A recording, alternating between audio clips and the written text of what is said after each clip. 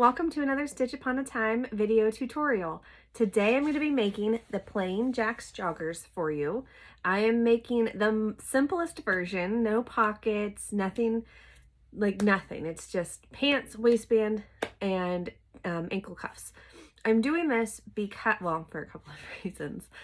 If I put pockets in my kids' clothes, they will put stuff in those pockets. And then they will leave stuff in those pockets. And then I will wash that stuff. So I am not at a place yet where I am super comfortable putting a bunch of pockets on their clothes. And so I tend to avoid that as much as possible. So that's why they're not getting pockets. But also I think I want to make sure that you all see just how fast a pair of joggers can be to put together. How quickly you can have an entire wardrobe of pants ready to go for yourself or for a kid. It really is so fast. So I hope you enjoy this tutorial, and let's get making our joggers. The very first thing that we need to do to create our joggers, as always, is make sure we have all of our pieces cut out and ready to go. So I have, this is both pant legs here, and then I have my waistband cut out and ready, and then I have two ankle cuffs also cut out and ready to sew. So the next thing that we're gonna do is take each pant leg, and we are going to align right here where the inseams end at the crotch. And we are going to align that all the way down. You cannot see the entire length of my pant leg in this, and that is because my children are growing and their pants are really long now. So you can't see all of it, but just imagine that I'm gonna clip this all the way down, all the way to the ankle, just making sure that all of these seams stay, or the raw edges of the inseam here stay aligned. Just like that. So now I'm going to set that aside, and we're going to do the other one just so you can see it. So we lay it out flat like that, and then I'm going to fold it over. When you're cutting this, make sure you cut mirror images. One of my very first big mistakes that I made, I was making my very first pair of leggings, and I ended up with two pairs of leggings because I did not cut mirror images. So I had to go back and cut more because I had two right legs. And I only have one right leg on my body, so that wasn't really going to work out so well. So just lay it out nice and neat and make sure you clip all the way down. Look, you can see all the way to the ankle on this one. So all the way from the top here at the crotch seam on the inseam, all the way down to the ankle. Do that on both legs. And now we're going to sew along that seam on both pant legs. As you can see, we have now sewn along the inseam on both pant legs, just like that right there. So the next step is going to be to turn one pant leg right side out. Just like that. And then we are going to put this pant leg inside the other pant leg. So we want to keep right sides facing. So we don't, when we do this, we don't have one pant leg that is finished right side out and one pant leg that is finished wrong side out, because that would not be good. So we're going to take here, what we're doing is sewing the crotch seam. So we need to align the inseams on both pant legs right here, line them up, and then put a pin or a clip. And then you also will want to do that along the front and back crotch seams. Just make sure it's aligned so that it stays in place when you sew it, just like that. And come over here and do the same thing for the front crotch seam. All right, so what we're going to do now that we have that done, we have one pant leg inside the other pant leg, right sides facing, crotch seam all lined up and pinned or clipped in place. We are going to sew along the crotch seam to attach the pant legs together. And then we will come back and do the next step. We have now sewn the crotch seam here, the back crotch seam, and then into the front crotch seam. You can see the inseam right here. So we have one pant leg inside and one pant leg outside. We're now going to turn our pants right sides out. So to do that, I usually just take a hand and I put it all the way down to the bottom here, and I grab both pairs. So there's both legs. You see the other leg is inside right there. I just grab both legs and pull them out, just like that. And these are our pants. My daughter's going to love these. The next step in the process is going to be to create a waistband and then also the ankle band. So we'll start with the waistband. To create our waistband, I have already cut out our piece. It is here. I need to make it a little bit shorter. I didn't measure. I did not use a chart. I will tell you why I did not use a chart. I do not like to use a chart to cut waistbands, which sounds counterproductive. However, there is a size range for each size, right? So if you're on the smaller end of the size range, you might need a waistband that's just a little bit snugger. And if you're on the high end of the size range, you might need a waistband that is a little bit less snug. And so I prefer to cut my waistband based on where I want the pants to sit on my kid, or where my kid wants the pants to sit. I measure around where they want them to sit, and then I cut about 85% of that measurement. And that way I'm guaranteed that the pants will stay where I want them to stay or where they want them to stay. So I am going to trim this down just to make sure that we're not going to be too big. And then, so I explained to you my preference on how to do a waistband. Another way to do a waistband is just to take the opening. If it's a slimmer fitting garment, you can just take the opening of the waist and just go at about 85% or 80% of that. It depends on the ease that's included in the pattern, obviously. However, I have made these multiple times for my kids, and so I feel like that's a good length. Sometimes you can just go based on doing it a bunch. So if you've sewn it a lot and you know that that length works, then go with it. And that is what I'm doing today, because I have made many, many pairs of these for my daughter, and doing the waistband just like this. I'm familiar with the ratio of waistband to pants, so I'm not using a length from the size chart. I mean the measurement, the cut chart. I'm just using a ratio from waistband to pants that I know has worked for my daughter. You can use the cut chart measurement. You can use a measurement on your child. There are many ways to do a waistband. This is how I'm doing it today. So now what I need to do is take my waistband piece and open it up. I like to make her waistbands a little bit wider than it calls for in this specific pattern. It's just more comfortable for her, and so it's her preference and I'm following that. Otherwise, I will have wasted my time. So I have it opened up, folded with right sides facing. I am going to clip along here, which is the side we're going to sew closed. So we're going to sew right along this edge, and then we will come back and continue on. We have now sewn the short end of our waistband.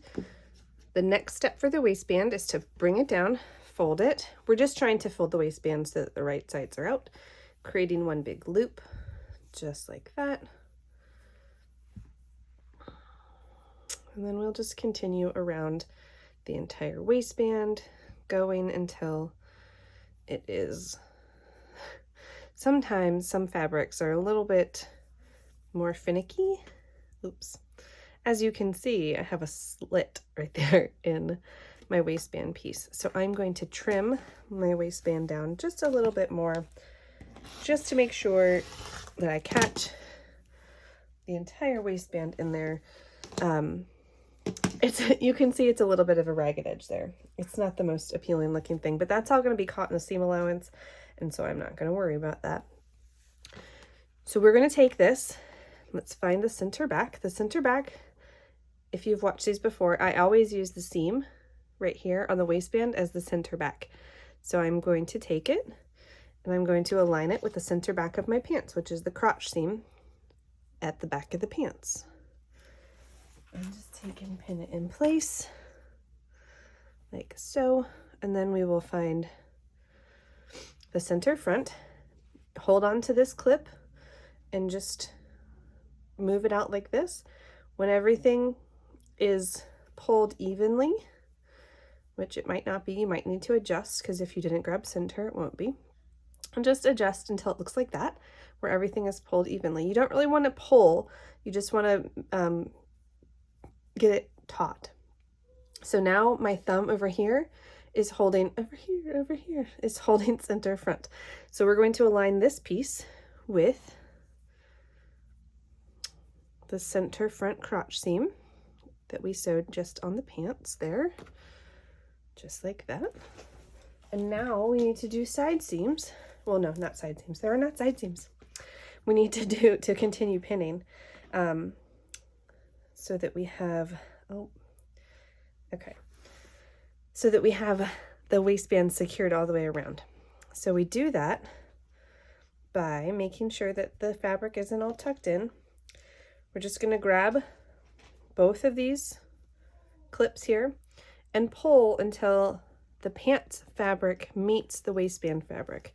Walk your fingers in, make sure it's unraveled, and then line up all the raw edges just like that and put a clip. And then I'm going to do the same thing on the other side. Let me make sure I have a clip handy here. All right, so you have to make sure you pull that pants fabric up, the main fabric there, so that it doesn't hold itself down. And again, I'll show you, just pull until the pants fabric meets the width of the waistband.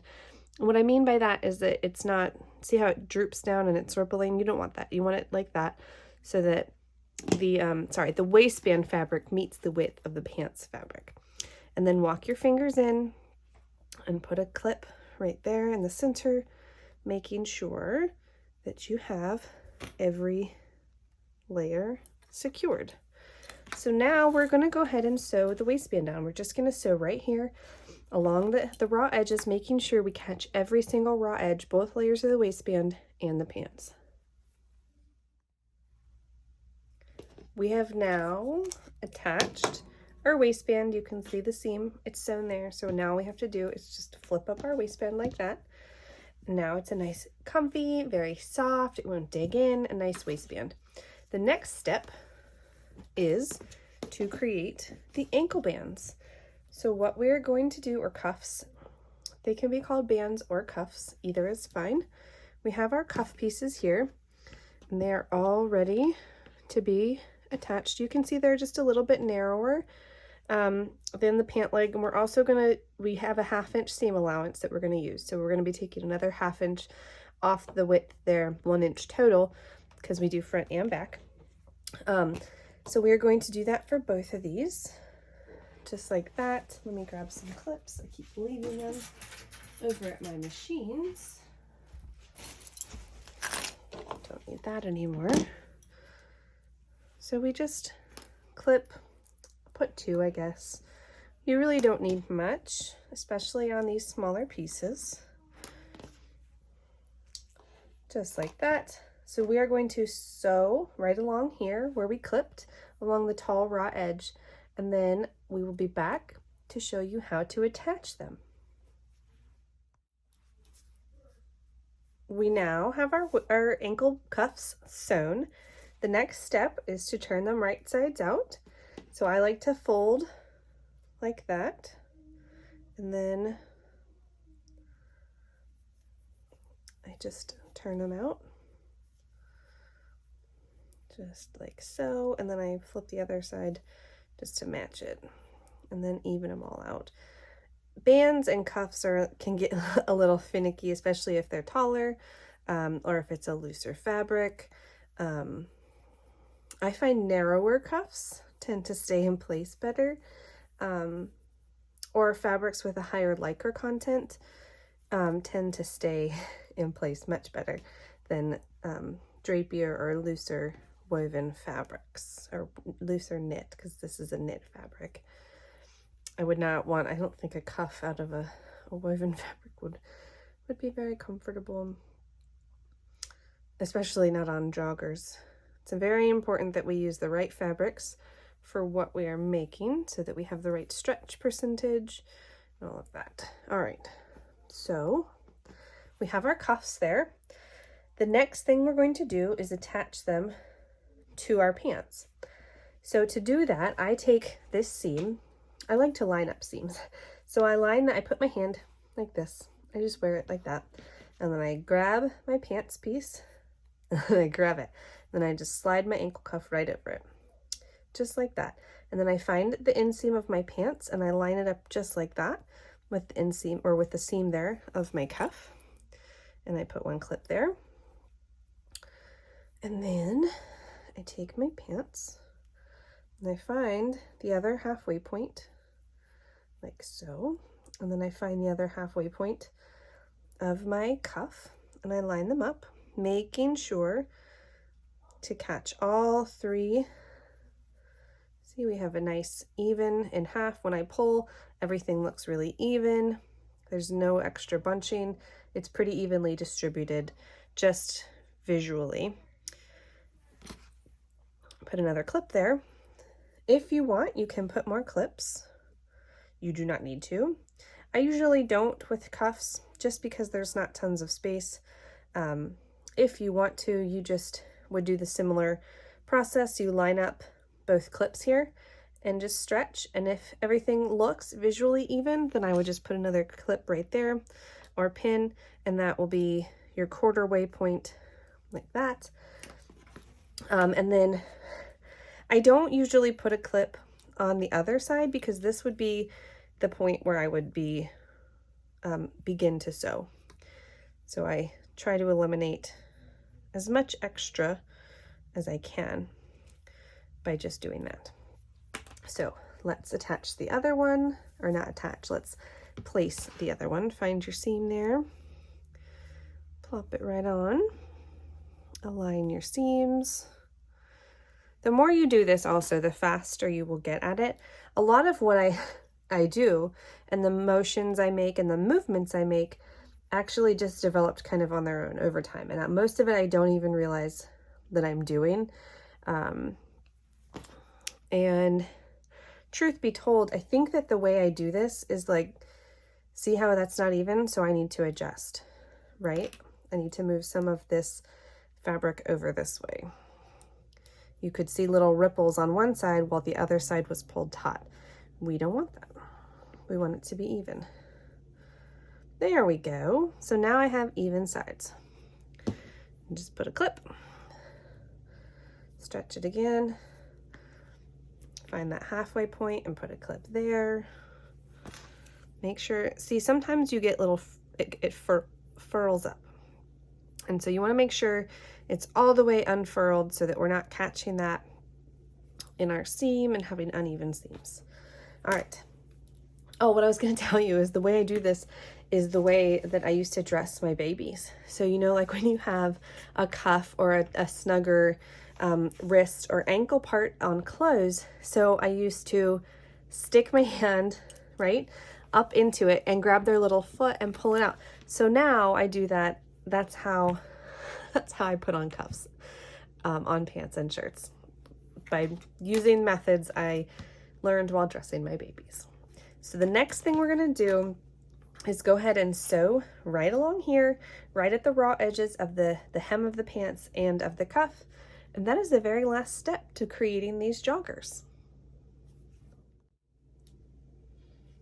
As you can see, we've now sewn our cuffs onto our pants. All that's left to do is flip them down, just like that. These cuffs are going to be perfect for making sure that her pants stay up off the ground, but they're also easy enough to get over her feet, and they're going to be so comfy. There we go. Don't die. There's something stuck in my throat there for a second. Yeah, I heard you talking about how comfy they would be. They're gonna be like super comfy, like. That wasn't what I said. No, that's what I said. Thank you for coming and sewing today with me. I hope that you made joggers along with me, and if you didn't, I hope that you get your pattern out and you get started. How fast and easy was that? So quick and so simple to make a really comfortable pair of joggers. These steps work with Jack's joggers. They also work with the Arcadia joggers, as long as you're just doing the basic construction. It's my preference for me also because I just, now this could be controversial, but I'm not a huge fan of pockets. I don't use them very much. So I just tend to carry very little with me, and I hate that things get left in them and then put in the laundry. So I don't have a lot of pockets that I put into clothes that I make. I know a lot of people are major pocket fans, and so I always try to include pockets in my patterns, but I don't use a lot of them myself. So super fast and quick construction for a basic pair of joggers that will keep you comfy and cozy and, you know, keep your legs nice and happy all the cold weather long. I hope you had a great time hanging out with me today, and I can't wait to see you all next week.